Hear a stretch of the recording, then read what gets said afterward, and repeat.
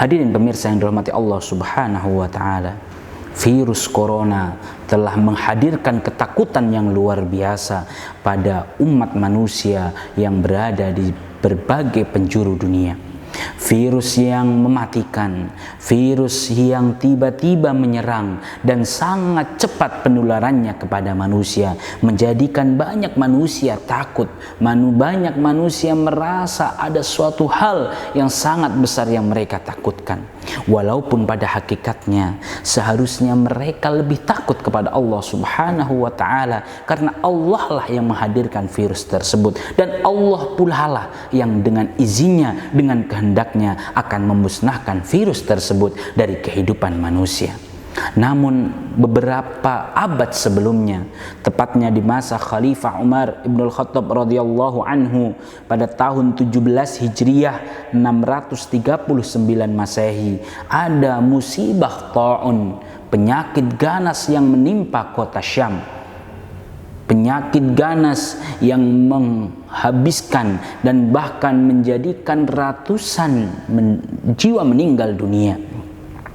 Maka salah satunya adalah disebutkan dalam hadis Rasulullah Shallallahu Alaihi Wasallam yang diriwayatkan oleh Imam Al-Bukhari, di mana sebelumnya Rasulullah Shallallahu Alaihi Wasallam telah bersabda, "Laisa min ahadin yaqa'u fihi ta'un."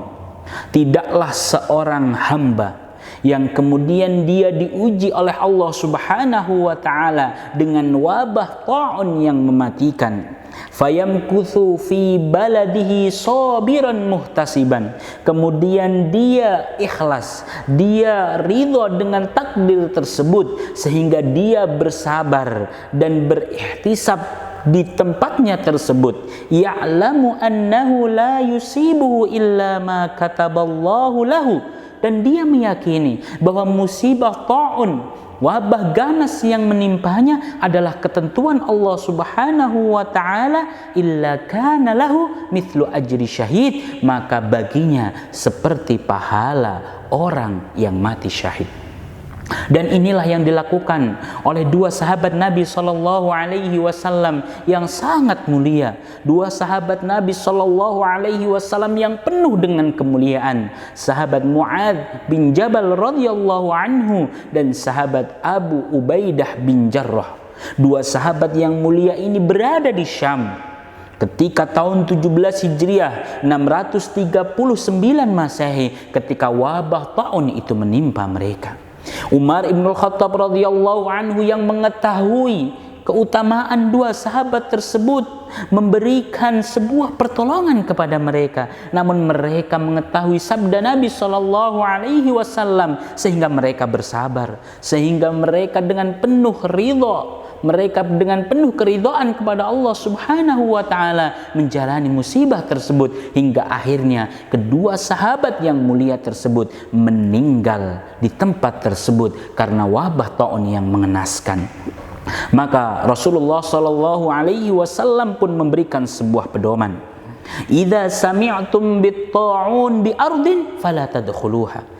Jikalau kalian mendengar tentang ta'un atau wabah mengenaskan, wabah mengerikan yang ada di suatu daerah, fala tadkhuluha, maka janganlah kalian masuk. Wa idza waqa'a bi ardin wa antum biha, dan kalau antum ada di tempat di mana wabah itu terjadi, fala takhruju minha, maka janganlah kalian keluar dari tempat tersebut.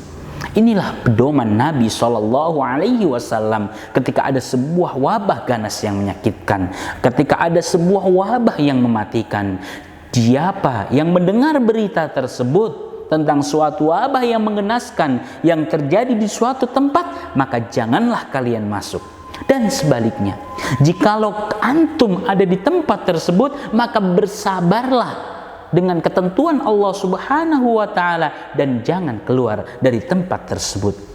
Maka hadirin pemirsa yang dirahmati Allah Subhanahu wa taala, siapa yang saat ini atas izin Allah Subhanahu wa taala diuji dengan penyakit corona misalnya, dengan virus yang mematikan tersebut, maka hendaknya mereka bersabar kepada Allah Subhanahu wa ta'ala. Mereka menerima takdir tersebut kepada Allah Subhanahu wa ta'ala. Mereka mendekatkan diri kepada Allah Subhanahu wa ta'ala, dan mereka meminta pertolongan kepada Allah Subhanahu wa ta'ala, dan jangan keluar dari tempat mereka tinggal, karena itulah petunjuk Rasulullah sallallahu alaihi wasallam.